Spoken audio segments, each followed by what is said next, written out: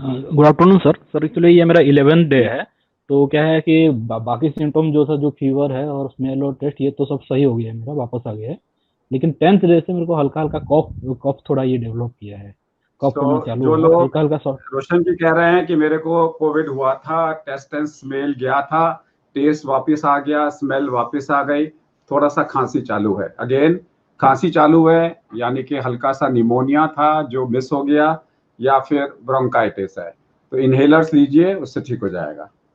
Sir मेरे को 30 days पहले स्मेलो टेस्ट किया था, तो 24 डेज पहले मेरे को रिपोर्ट आई थी पॉजिटिव सर। तो स्मेलो टेस्ट तो सर मेरा वापस आ गया है, बट अभी मेरे को खांसी होती है। और क्या करना चाहिए सर? और मेरा 5.2 आया था सीआरपी सर।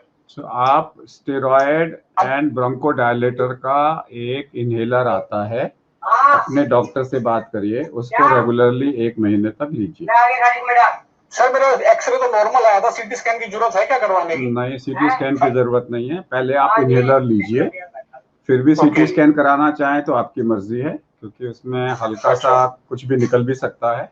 लेकिन आप इनहेलर 1 महीने के लिए 2 सुबह 2 शाम अपने डॉक्टर से बात करके बता देंगे दोबारा कौन से inhaler? Steroid plus bronchodilator, steroid plus long acting bronchodilator, 3 अलग अलग ग्रुप्स के आते हैं, अपने डॉक्टर से बात कर लीजिए। सो जो लोगों को 9 दिन से लेके 90 दिन तक सिम्टम्स बार बार आ सकते हैं और जा सकते हैं, अगर डायरिया आपको आया है तो दोबारा भी आ सकता है, तिबारा भी आ सकता है।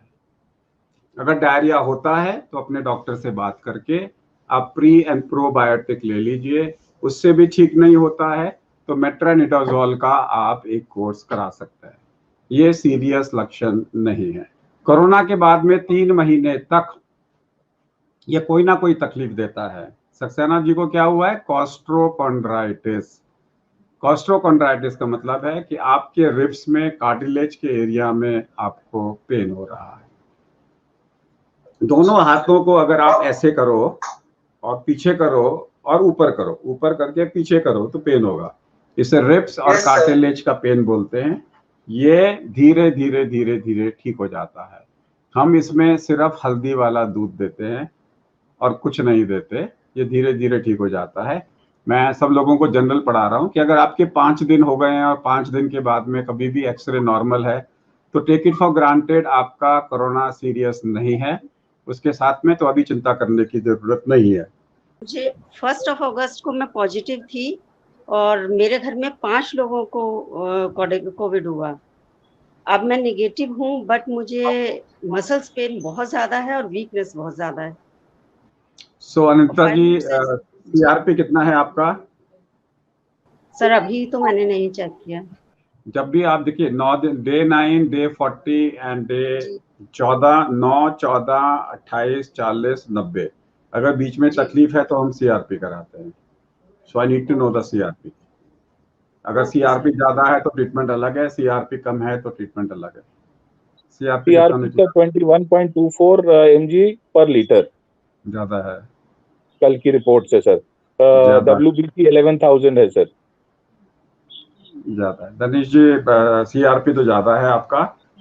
आपके टोटल मिला के 28 डेज हो गए हैं, सीआरपी अभी भी ज्यादा है। तो और क्या सिम्टम्स हो रहे हैं? और कुछ नहीं है सर, मुझे कभी कभी थोड़ा ड्राई खांसी सी होती है।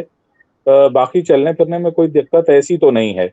मैं गाड़ी चला पाता हूँ, मतलब बाहर भी जाता हूँ थोड़ा बहुत। अब तो 6 मिनट वॉक करके आप जूम का नंबर लिखिए, 841 जी लिखिए सर। मैं सामने टाइप कर रहा हूँ सर। 841 4731 4731 1677 1677। थोड़ी देर के बाद में ये प्रोग्राम खत्म हो रहा है, जूम पे आ जाएंगे। अभी आप ब्रिस्क वॉकिंग करिए 6 मिनट में और देखिए कितने डिस्टेंस कवर कर रहे हैं। तो 50 फुट के कितने चक्कर लगा सकते हैं 6 मिनट में, वो चेक करिए।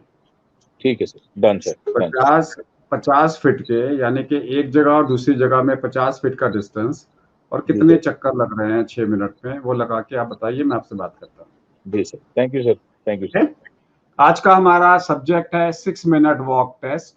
क्या है ये 6 मिनट वॉक टेस्ट? इसके बारे में हम आपसे आज बातचीत करने जा रहे हैं। ना 6 मिनट वॉक टेस्ट कब करते हैं हम लोग? Pre treatment and post treatment comparison, कि आपने ट्रीटमेंट किया, ट्रीटमेंट कितना इफेक्टिव है वो देखते हैं 6 मिनट वॉक डिस्टेंस में कितना इंप्रूवमेंट हुआ। अगर किसी का लंग की सर्जरी हो रही है तो हम 6 मिनट वॉक टेस्ट करते हैं before and after. Lung rehabilitation में बिफोर एंड आफ्टर हम 6 मिनट वॉक टेस्ट करते हैं। किसी को पल्मोनरी हाइपरटेंशन है तो 6 मिनट वॉक टेस्ट चाहिए, सीक्वेंसिंग कितना इंप्रूव हो रहा है। किसी को हार्ट फेलियर है, हार्ट फेलियर इंप्रूव हो रहा है कि नहीं हो रहा, तो 6 मिनट वॉक टेस्ट चाहिए। किसी को क्रॉनिक ऑब्स्ट्रक्टिव एयरवे डिसीज है, सीओपीडी, क्रॉनिक ब्रोंकाइटिस है, तो 6 मिनट वॉक टेस्ट चाहिए। किसी को पेरिफेरल वैस्कुलर डिसीज है कि पैरों में चलने के बाद में कितना दर्द होता है, तो 6 मिनट वॉक टेस्ट चाहिए। किसी को फाइब्रोमायल्जिया है, एल्डरली लोग हैं, उसके अंदर से हमें 6 मिनट वॉक टेस्ट चाहिए। It is also a predictor of mortality. तो आपको मालूम है कि अगर किसी को हार्ट फेलियर है, क्रॉनिक ब्रोंकाइटिस है और पल्मोनरी हाइपरटेंशन है, it can also tell us the risk of life, depending upon कितना आपका डिस्टेंस है, कितना आपका डिस्टेंस नहीं है। कब नहीं करना 6 मिनट वॉक टेस्ट? अगर आपको इम्पेंडिंग हार्ट अटैक है तो, या आपको लास्ट 1 महीने में हार्ट अटैक हुआ है तो हम 6 मिनट वॉक टेस्ट नहीं करते। या फिर ऊपर का ब्लड प्रेशर आपका 180 से ज्यादा है, या आपकी दिल की धड़कन 120 से ज्यादा है, तो हम 6 मिनट वॉक टेस्ट नहीं करते उसके साथ में।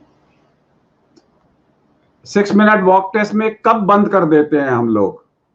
अगर आपको एकदम से एक्सट्रीम डिग्री ऑफ फैटीग लग रहा है तो बंद कर दो। अगर आपको चक्कर आ रहे हैं तो वही बंद कर दो। छाती में दर्द हो गया है तो वही बंद कर दो। पैरों में क्रैम्प्स आ रहे हैं तो बंद कर दो। अगर SpO2 4 से ज्यादा फॉल हो गया तो वहीं पे बंद कर दो। या बहुत ज्यादा पसीना आ गया तो बंद कर दो, क्योंकि ये बहुत सारी चीजों को बताता है। उसके साथ में जो है चेक क्या करते हैं इसके अंदर में, टाइम टू डीसैचुरेशन, यानी कि 4% कम हुआ आपका SpO2 लेवल, तो फिर आप चेक करते हैं कितने मिनट में कम हुआ।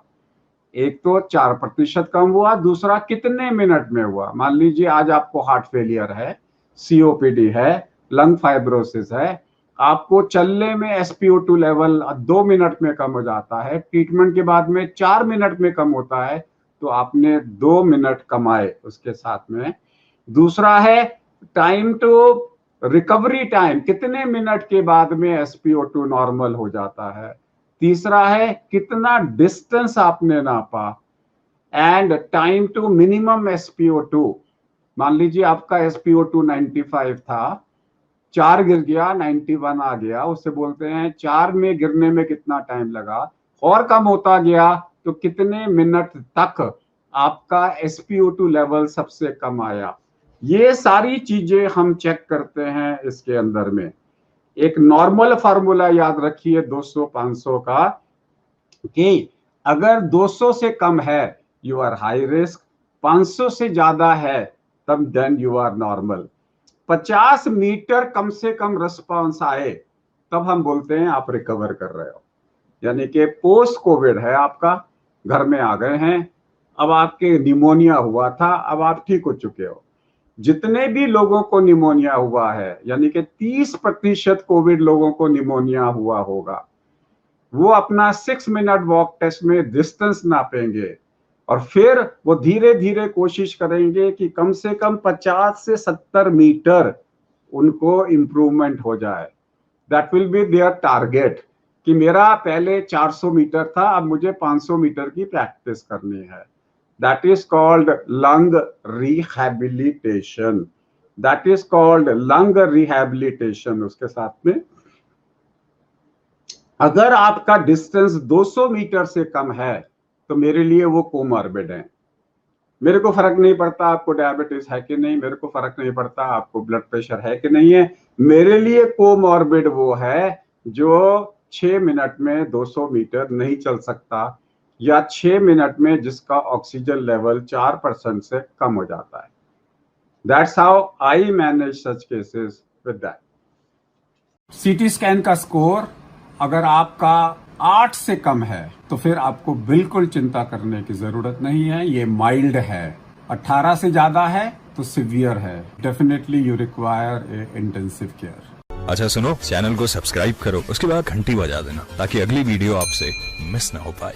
Thank you.